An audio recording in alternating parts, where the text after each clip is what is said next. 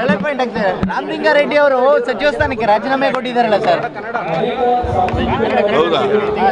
ಅದೇನೋ ಹೊಸ ಸುದ್ದಿ ಹೇಳ್ರಪ್ಪ, ಹಳೆ ಸುದ್ದಿ ಹೇಳ್ತಾ ಇದ್ದೀರಾ? ಹೊಸ ಸುದ್ದಿ ಹೇಳ್ತೀರಾ ಅಂದ್ರೆ ಅಲ್ಲ ಸರ್, ಈಗ ಪ್ರಮಾಣ ವಚನ ಸ್ವೀಕರಿಸಿ 42 ಗಂಟೆ ಆಗಿದೆ, ಆಲ್ರೆಡಿ ಈ ತರ ಆಗಿದೆಯಲ್ಲ.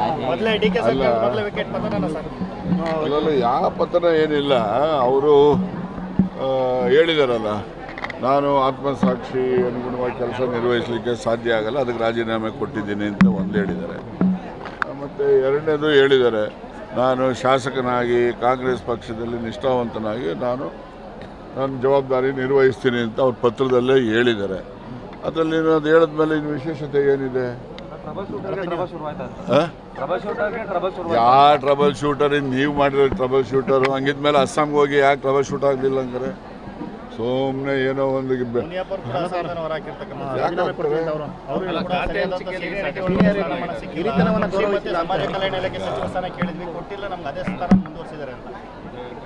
ಅದೇ ಸ್ಥಾನ ಇಲ್ಲ. ಅದೀಗ ಇವ್ರಿಗೆ ಕಂಡ್ರಿಗೆ ಯಾಕೆ ಫಾರೆಸ್ಟ್ ಕೊಡಲಿಲ್ಲ ಅಂದರೆ ಅವ್ರಿಗೂ ಫಾರೆಸ್ಟ್ ಕೊಡಬೇಕಾಗಿತ್ತಲ್ಲ. ಈಗ ಡಾಕ್ಟ್ರಿಗೆ ಹೋಮ್ ಕೊಡಬೇಕಾಗಿತ್ತು, ಅವ್ರಿಗೆ ಯಾಕೆ ರೆವಿನ್ಯೂ ಕೊಟ್ಟಿದ್ದಾರೆ?